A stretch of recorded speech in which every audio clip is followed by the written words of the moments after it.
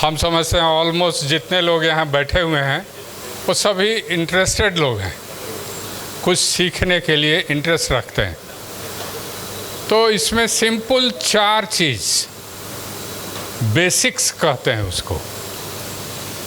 किसी की काम को भी करने के लिए बेसिक्स जानना है। आप चाहते हैं कि जल्दी सीख से हों।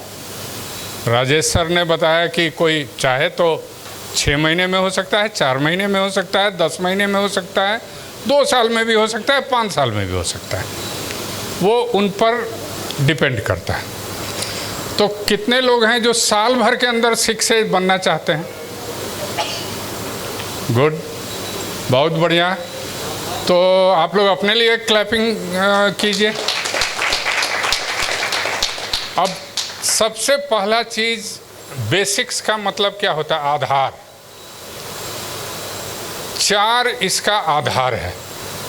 अब बहुत सिंपल है।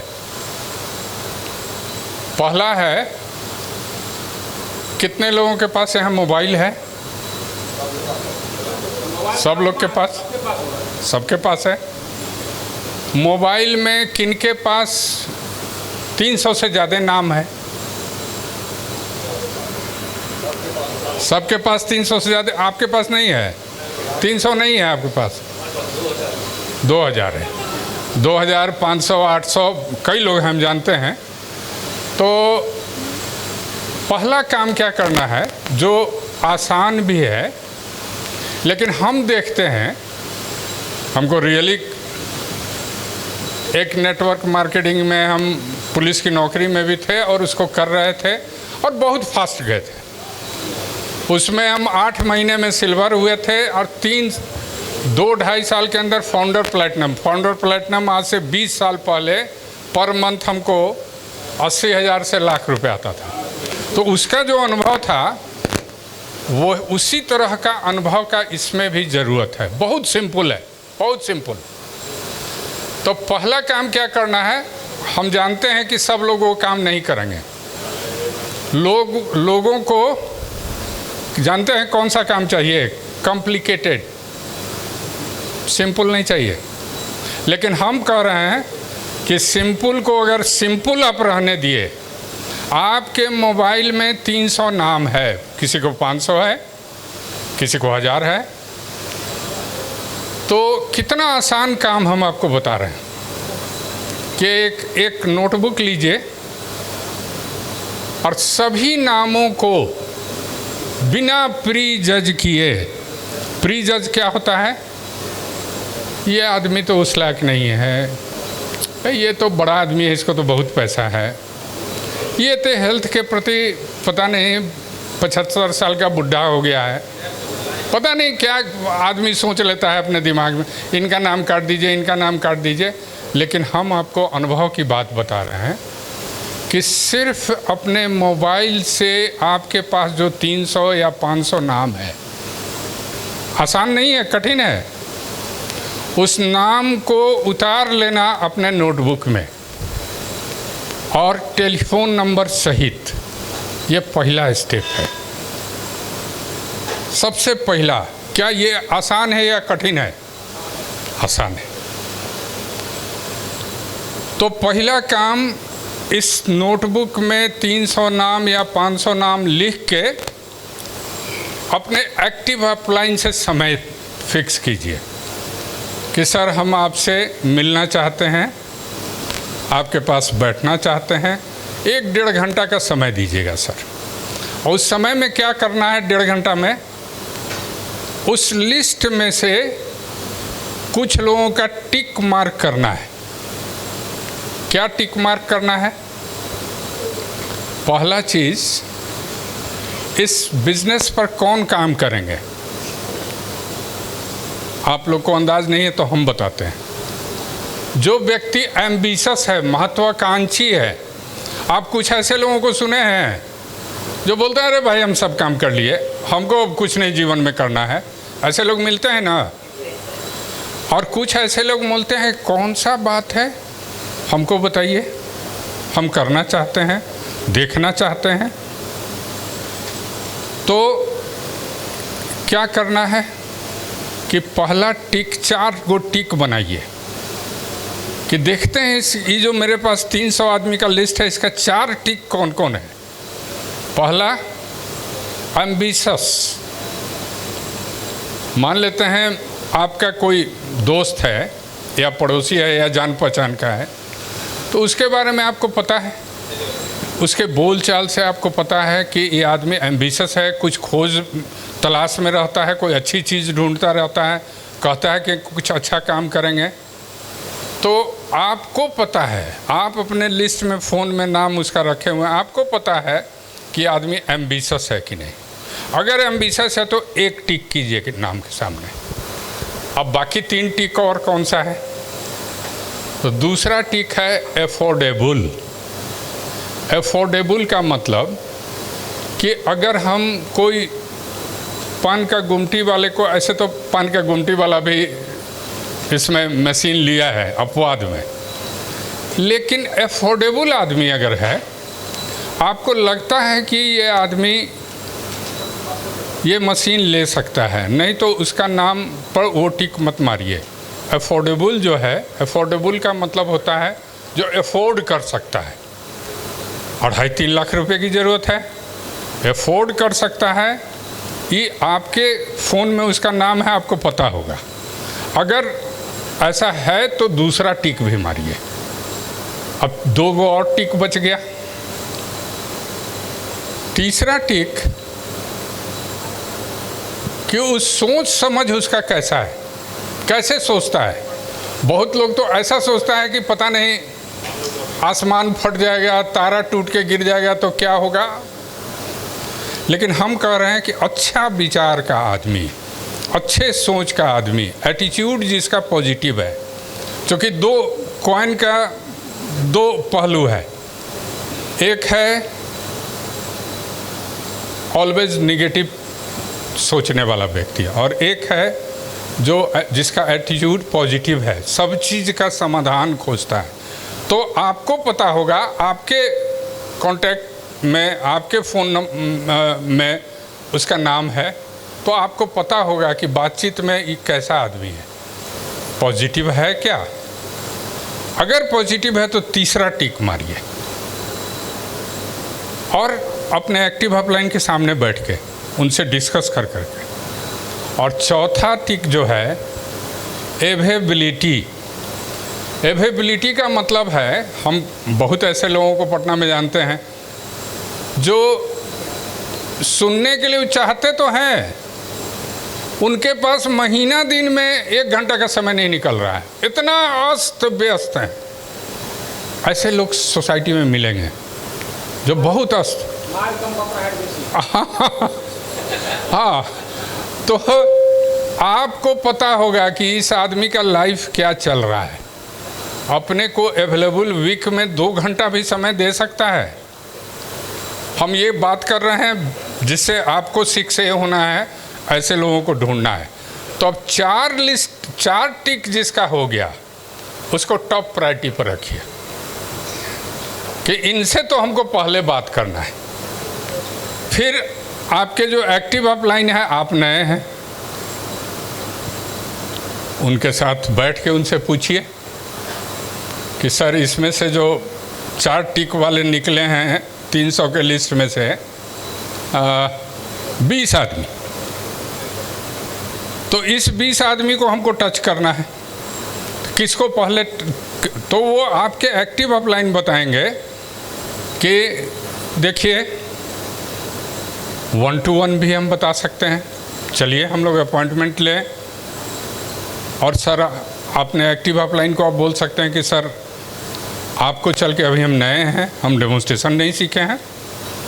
राजेश सर बोले कि डेमोन्स्ट्रेशन तो सीखना पड़ेगा, बहुत आसान है, उस पर भी कभी हम लोग बात करेंगे। डेमोन्स्ट्रेशन सीखने का तरीका थोड़ा सा अभी बात करेंगे।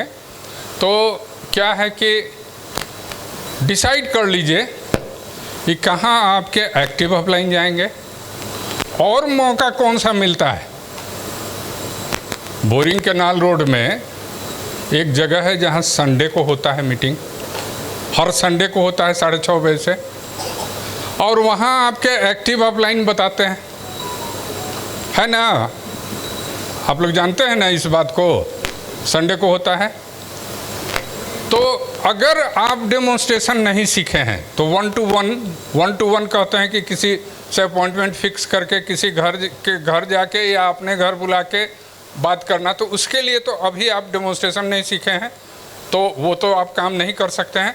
लेकिन संडे को तो 6:30 बजे 1 घंटा के लिए ले जा सकते हैं। अब उनको क्या करना है, पहला चीज़ हो गया, लिस्ट तैयार हो गया, छंट गया किसको किसको पहले बात करना है। एक्टिव ऑफलाइन से बात हो गई कि 1-to-1 या संडे। तो हमको क्या करना है,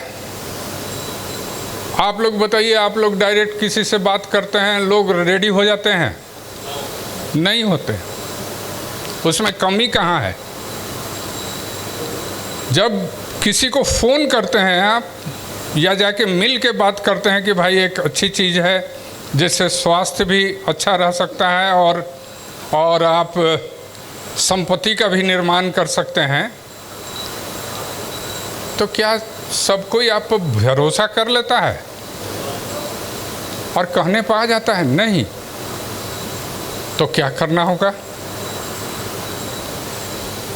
रुचि, इंटरेस्ट जिसको इंग्लिश में कहते हैं, रुचि, क्यूरिसिटी, माने क्यूरिसिटी का हिंदी हुआ उत्सुकता। उत्सुकता जगाना होगा। और ये जगाना आप जानते हैं क्या? अभी आप नए आए हैं, जानते हैं? ये एक स्किल है, कला है, उत्सुकता जगाना। तो उत्सुकता जगाने के लिए क्या कीजिए? सबसे आसान काम है, अगर इसको कर सकते हैं। यहाँ पर कुछ लोग बैठे हुए हैं जिनके अच्छे आज नए नए लोग आए थे, जैसे हमारे प्रिया जी और पवन जी। इन्होंने ये काम किया, इसलिए मैक्सिमम लोग इनके आए थे। उसका कारण क्या है? इन्होंने जो भी बोला वो लोग हाँ किया कि हम चलेंगे मीटिंग में। लेकिन एक काम इन्होंने क्या किया कि कॉन्फ्रेंस पर हमको ले लिया सब लोगों से। और जब कॉन्फ्रेंस पर लिए तो हमारा काम था उनको सेमिनार प्रमोट करना या होटल के संडे मीटिंग में बुलाना या डेमोन्स्ट्रेशन दिखाना, ये मेरा काम था। अब वो अपना क्यूरियोसिटी डेवलप करने वाला काम हम पर छोड़ दिए। तो हमारा तो कुछ थोड़ा बहुत तो अनुभव है, कैसे बात करना है। ये एक कला है, स्किल है। आपको कम शब्दों में बोलना है, लेकिन चूँकि लोग ज़्यादा सुनना नहीं चाहते हैं, फ़ोन पर भी बात होती है तो बहुत लंबा बात नहीं होती है, लेकिन उस क्यूरियोसिटी को, उत्सुकता को जगाना सीखना होगा। इसीलिए हम उस समय भी बोल रहे थे कि ये कठिन काम है लोगों को जागरूक करना, लेकिन हम जानते हैं कि 5 से बात करेंगे तो 1 तो ज़रूर आना ही है, ये औसत का नियम है। तो उत्सुकता जगाना सिर्फ टाइम फिक्स करना नहीं है, उत्सुकता जगा के टाइम फिक्स करना है।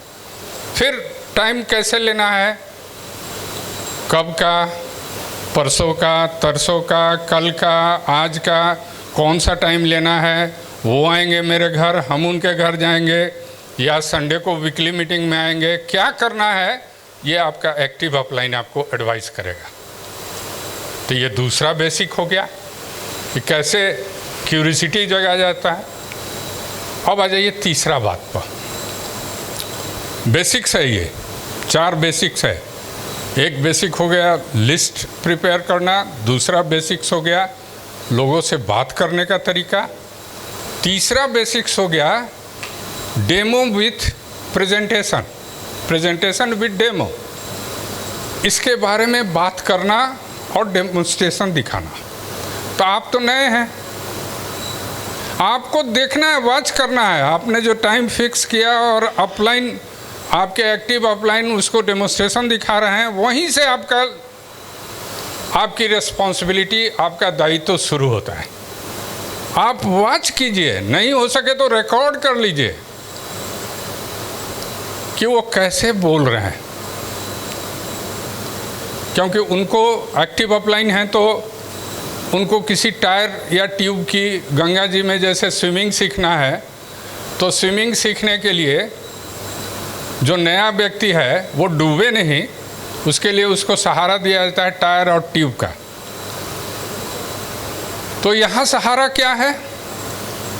एक फोल्डर नाम की चीज़ है, वो एक सहारा है। तो आपके एक्टिव अपलाइन वर्बली बोल रहे हैं या फोल्डर से बता रहे हैं, आप देखिए, वॉच कीजिए, क्योंकि यही काम आपको करना है, यही काम आपको मल्टी मिलियनेयर बनाएगा, पैसों से आज़ादी देगा, आपकी इफेक्टिवनेस बढ़ेगी। तो क्या करना है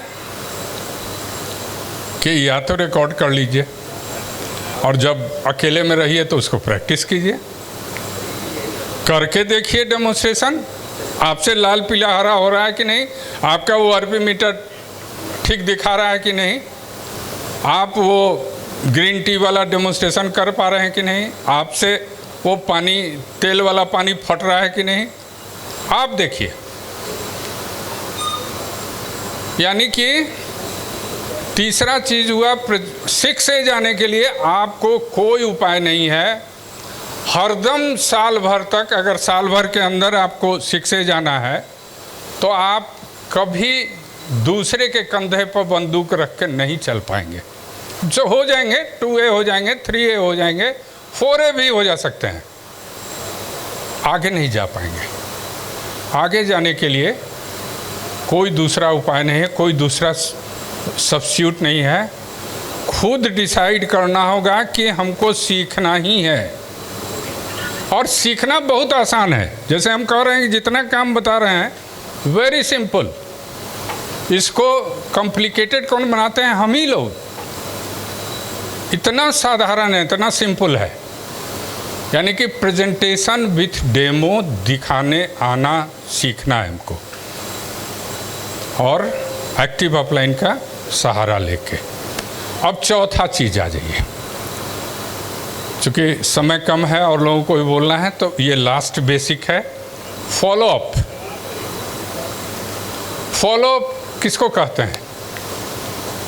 जिस व्यक्ति को आज आप लाए,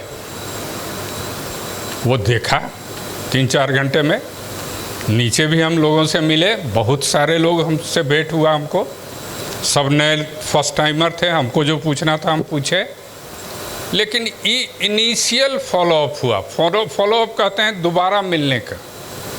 जैसे एक बार मिले, सीधे सेमिनार में आप लेके आए थे तो उनको एक्सपोजर लगा, हमारे राजेश सर का, प्रकाश सर का, रंजीत सर का, सारे लोगों का, जो वक्ता लोग थे, स्पीकर्स थे।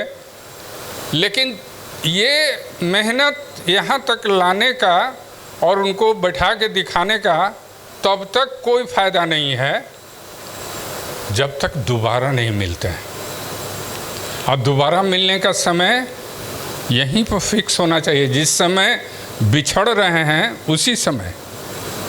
और दोबारा मिलना यानी कि फॉलो अप करना, तब ना कुछ उनके दिमाग में 2-3 दिन में, 4 दिन में कुछ अंकुरेगा, कुछ घर में जाएंगे, पत्नी से बोलेंगे, या कुछ पिताजी माताजी से बोलेंगे, या कोई पड़ोस वाला मिल जाएगा, वो कुछ बोल दे, अरे कौन बुड़बक बना रहा है, पानी का कहीं 3 लाख का मशीन होता है।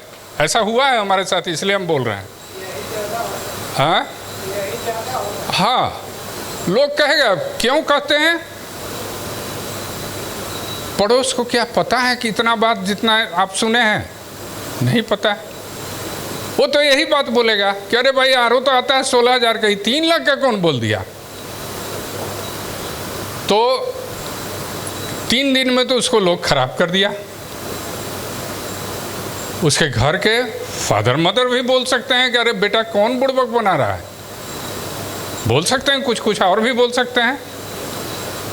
तो 3 दिन के बाद, 2 दिन 3 दिन के अंदर फिर से मिलेंगे आप, तो वो फिर से उत्साहित होंगे, और जो उनके दिमाग में और नेगेटिव बातें गई हैं उसको आप क्लियर कर सकते हैं। हाँ, गूगल पर सर्च कर लेते हैं, इंटरनेट पर जाके कुछ और कोरिया का देख लेते हैं, चाइना का देख लेते हैं, कहीं कुछ कर देख लेते हैं, कुछ क्वेश्चन आ जाता है, उसको क्लैरिटी कौन करेगा, कौन स्पष्ट बताएगा? आप और आपके अपलाइन। तो क्या करना चाहिए? फॉलो अप का समय अपने एक्टिव अपलाइन से फिक्स कीजिए और उनसे बात कीजिए। उनसे, वो बहुत लोग ऐसे मिलेंगे जो आज सेमिनार में आए, कल से बात करेंगे तो आपका फ़ोन ही नहीं उठाएंगे। ऐसा होता है क्या? फ़ोन ही नहीं उठाएंगे। आप सोचिएगा, अरे फॉलो अप का समय कैसे होगा, क्या होगा, पड़ जाइएगा चक्कर में। तो आपको क्या करना चाहिए?